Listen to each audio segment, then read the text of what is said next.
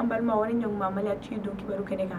bi kibaram bambulu kala sa mori ka fokunu mekalo kle woro konnala mali ko karam ko ka hakenin jeklu ko ni barabla sebe kurabla mi bata mekalo kle mugan flala katabla join kalo kle mugan shigina amara la ka fo ni mo ko ni be barabla la ni wakati na mundam ne na avril kalo kle tanduru no kanga ba mekalo kle tan wolovla ayira la ka fo ni barabla ni yere ko ni kunte dore ko la nyini korombu la fo la nyini unde ka sabati ambawira la ka fo la nyini ko ni kuye la nyini tay ni benga soro la wolovla la walma benga clanche soro lolla nga la nyini saba ko be no benga ba soro la fiu kuma nyoga ko be ko karam ko ni gouvernement nyonche nga ambawira la ka fo premier ministre ko ga barabla ko sababu ya kuma nyoga ko njora ni ma ko folen ni ayira ka fo ko lutena wale fo ita fo gouvernement kura ka sigi ambawira la ka fo gouvernement kura ko sigi mekalo kle duru okumala sa ni mboro ko fe ambola sauma kuna foni wala mbambolo kada kulu ka wole ka fo mekalo kle nani konnala mali kuna fondi la do no to ami baba sise ale do kon nyama tunna moula nga amerom ne ko bi amawila la ka fo anuma segina kuna foni mzee mo yaira ka fo ami baba sise nale mali kuna fondi la do sibrido 16h wakati ale de kon nyama tunna moula ateri kuta yorodo ala so mo fana kuta yorodo ore se fe mali kuna fondi la to kon willa kata meton la president no mali kuna fondi la uka sobaye yasa kase kata wuli ka jowke mumbe sika ke sababu ye wese bu to nyo e tugumna utoro wuli ka jowdi la fo karido 13h wakati kuna fondi la ko ni segina ere kata ka so bashi fo ikuntala nini ngali ko fe ni ma ko foli ko ni ayida ka fo ko bashi fo shi kuma le soro ko mo ma ja ko ya kata na yoro la wa mo ma biaka ayira ka fo ayira ku ya nyama tunu mo la sabula bolo aka la kana ku musabati linte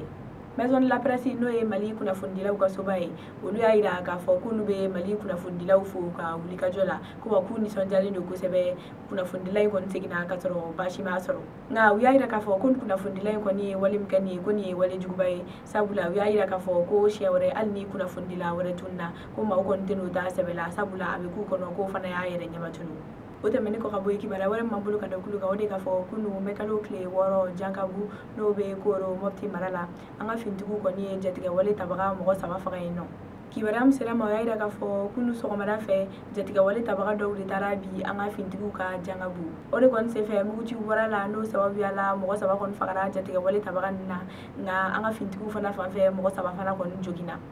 ayra la ka fo yanni wale kon che mekalo kle dur kon la nga fintigu kon yu ka panguru ta kata muguti jatiga wale tabaga ka daga woro dola no be waga du ko kon la ni wale ay kon kala sababu ka cheni mke ame wakati mne ko bi kuna funi masoro kula nga ni mumbora ko fe ambola sauma kuna funi kuntela amba wala ka fo mali ministri kura na le sigira kele bulu ka nyamala ale kon sigili maja do ye fiu karido mekalo kle dur konnala amba wala ka fo mali gouvernement kura kon sigira mi se fesa Ibrahim Dairu Damele ale kon kara mali kele bulu ka ministri hakilla jigila amba wala ka fo Ibrahim Dairu Damele ale kon ni kume maula munu sera fangamne la ni marfai tamba flantan fla wa siga kele ndo ala fana kura te maula munu sera mali fintigi do falla no lube wede ko bere ruji ore kon se fesa sigili ni joro ina obega ngunu kan chama wuli jamana kon dala sabula ni ma ko fali ngoni so mo fe ko ka to ni joro ina ulu madala na bina se ka wule bo jinni ga ulu so mo ko ni ga fakali kola wa wagilla la fana ko ka to ni joro ina obna ga sababu ni ga ulu ga kritike ko ni kola sa ule kama ukon bulo ko ni ngonte mae ma am kan abla ni joro ina ambal ma ni kuna funi ni kuma bulu ka da ukulu ka aunje aka kulu majola